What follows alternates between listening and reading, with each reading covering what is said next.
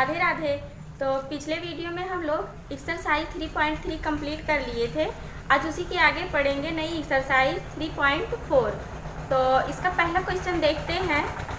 निम्नलिखित समीकरणों के युग्म को विलोपन विधि तथा प्रतिस्थापन विधि से हल कीजिए, कौन सी विधि अधिक उपयुक्त है। तो इसका पहला पार्ट देखते हैं, x + y = 5। पहला पार्ट है x + y = 5। ये पहला इक्वेशन दिए हैं। फिर दूसरा इक्वेशन है 2x - 3y = 4। 2x - 3y = 4, ये दूसरा इक्वेशन है। अब देखिए ये कह रहा है विलोपन विधि। तो विलोपन का मतलब होता है एक पद को लोप कर दो। तो या तो हम जोड़ेंगे या घटाएंगे तभी एक पद का लोप होगा। तो यहाँ पे देखिए हम एक पद को सेम करेंगे। तो यहाँ पे 3y है, यहाँ पे 1y है। तो 3y कैसे आएगा? जब हम 3 से गुणा कराएंगे समीकरण 1 में तभी तो 3y मिलेगा। तो समीकरण 1 में 3 से हम गुणा कराएंगे तो कितना आएगा? तो ये हो जाएगा 3x प्लस 3 का गुणा फिर y में होगा 3y = 5 तिहाई 15। यहाँ पे देखिए जब हम जोड़ेंगे दोनों समीकरण को तो ये -3y है, ये +3y है। तो इससे ये कटेगा और ये 2x + 3y तो 5x होगा = 15 में 4 जोड़ेंगे 19 आएगा। x = 19/5, ये x का मान आ गया। फिर y का मान हम कैसे निकालेंगे? समीकरण 1 में रखेंगे फिर y का मान आएगा। x का मान समीकरण 1 में रखने पर,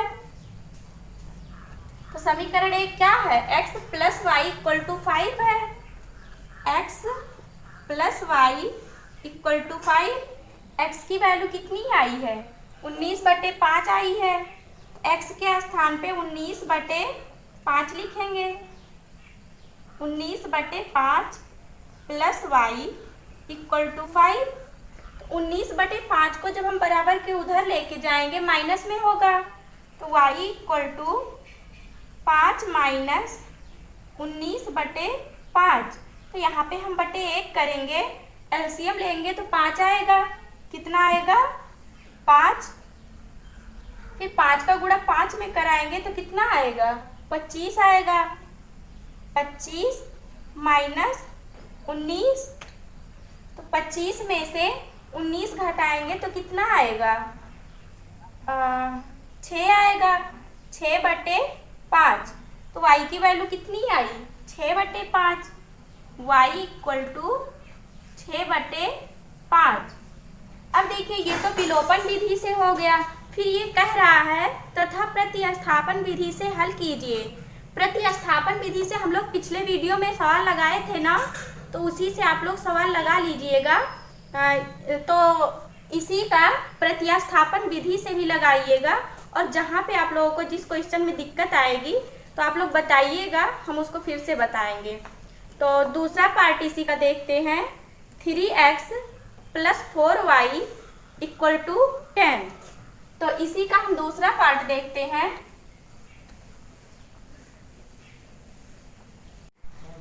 3x + 4y = 10। पहले का दूसरा पार्ट 3x + 4y = 10। ये इक्वेशन फर्स्ट हो गया। फिर दूसरा वाला दिया 2x - 2y = 2। 2x - 2y = 2, ये दूसरा समीकरण दिए हैं। फिर यहाँ पे देखिए, यहाँ पे 4y है ना, यहाँ पे भी हम एक पद बराबर करेंगे। यहाँ पे 4y है, यहाँ पे 2y है। तो इसमें हम कितने से गुणा करा दें कि ये भी 4 हो जाए? 2 से गुणा कराएंगे। तो केवल हम इसी में नहीं कराएंगे, पूरे पद में हम 2 से गुणा कराएंगे।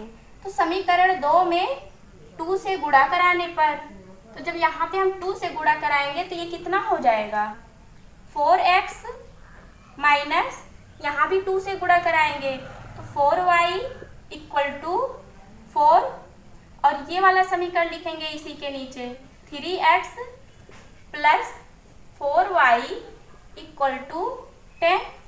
तो अब हम दोनों समीकरण को जोड़ेंगे तो ये -4y है, ये +4y है, तो इससे ये कैंसिल होगा।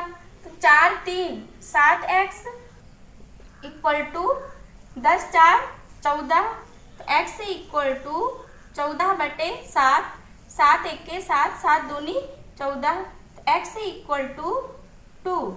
x की वैल्यू कितनी आई 2 आई, तो x की वैल्यू अब हम समीकरण 1 में रखेंगे। x का मान समीकरण 1 में रखने पर, तो समीकरण 1 क्या है 3x plus 4y equal to 10।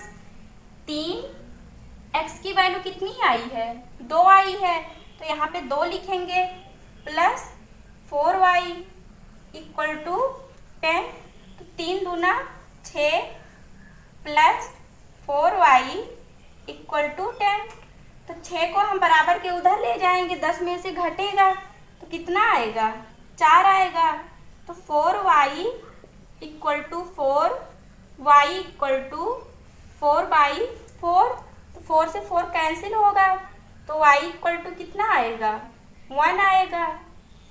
y की वैल्यू 1 आई, x की वैल्यू 2 आई। फिर अगला पार्ट देखेंगे 3x minus 5y minus 4 equal to 0।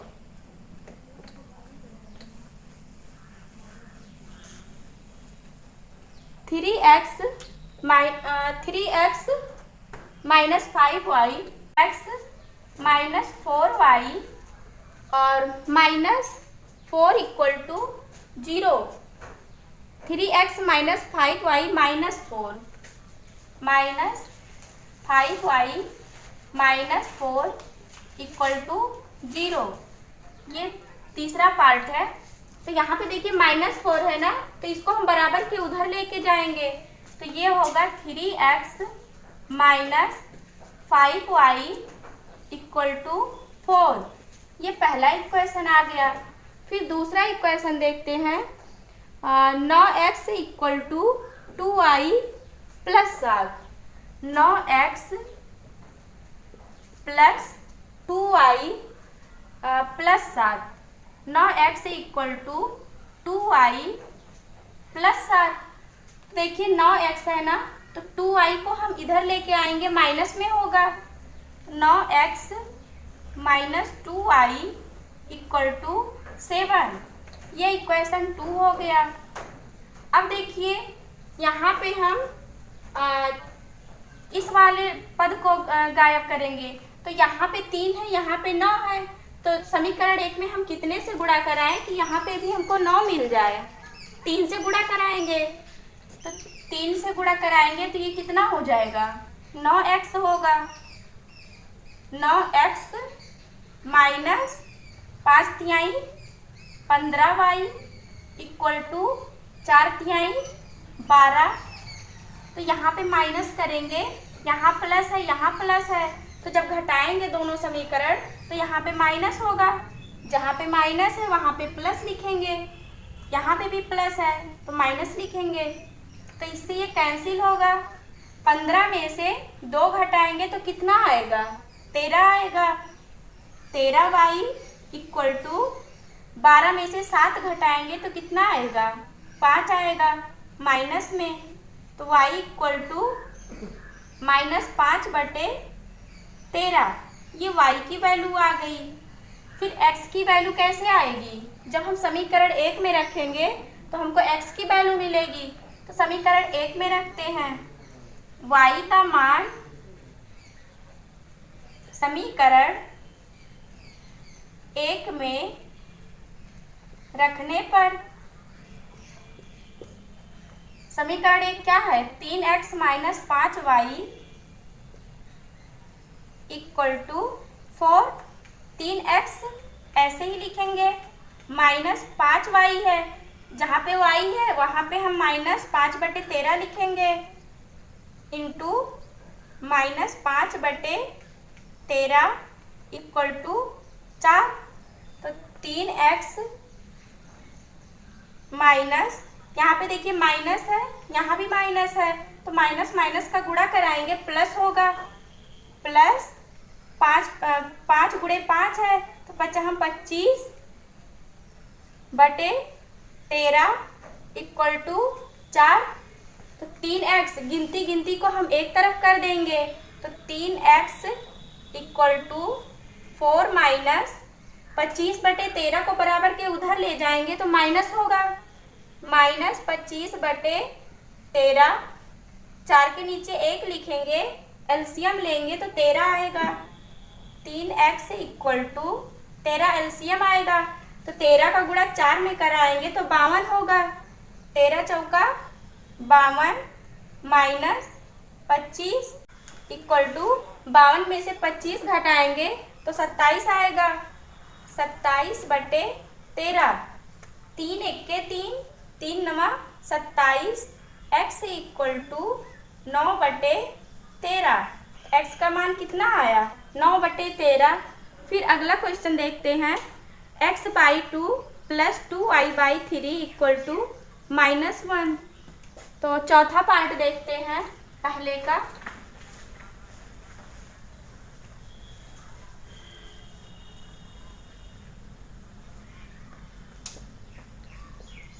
पहले का चौथा पार्ट है x/2 + 2y/3 + 2y/3 equal to -1। तो यहाँ पे देखिए, इसको हम पूर्णांक में बदलते हैं समीकरण को, तो यहाँ पे 2 है, यहाँ पे 3 है, तो 2 और 3 का एलसीएम लेंगे तो कितना आएगा 6 आएगा, तो 6 एलसीएम हो गया। तो यहाँ पे 3x होगा, 3 का गुणा x में कराएंगे तो 3x होगा, 2 का गुणा 2 में कराएंगे तो 4y होगा, इक्वल टू -1। -1 के नीचे हम 1 लिख सकते हैं, तो यहाँ से क्रॉस मल्टीप्लाई कराएंगे तो कितना आएगा 3x + 4y इक्वल टू 6 के 6 -6। ये इक्वेशन फर्स्ट हो गया। फिर दूसरा इक्वेशन देखते हैं, x - y/3 equal to 3, x - y/3 equal to 3।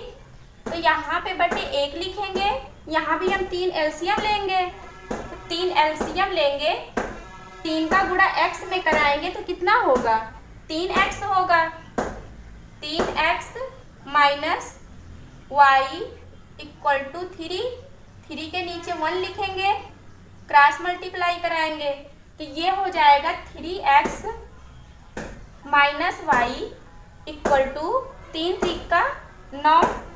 तो ये इक्वेशन 2 आ गया। अब यहाँ पे देखिए, यहाँ पे 1y है, यहाँ पे 4y है, तो समीकरण 2 में हम कितने से गुणा करा दें कि 4y मिल जाए, तो 4 से गुणा करा देंगे तो हमको 4y मिल जाएगी। तो समीकरण 2 में 4 से गुणा कराने पर तो ये हो जाएगा 4/3 12x - 4y इक्वल टू 9 × 4 = 36। तो ये समीकरण, इस समीकरण के नीचे हम लिख सकते हैं, तो 12x - 4y equal to 36।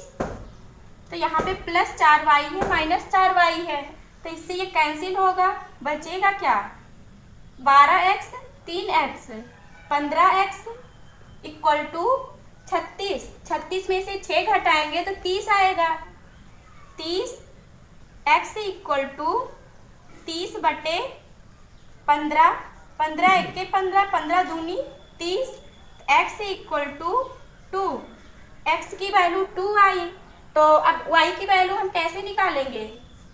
x का मान समीकरण चाहे 1 में रख दें चाहे समीकरण 2 में रख दें। तो समीकरण 1 में रखते हैं, तो x का मान समीकरण 1 में रखने पर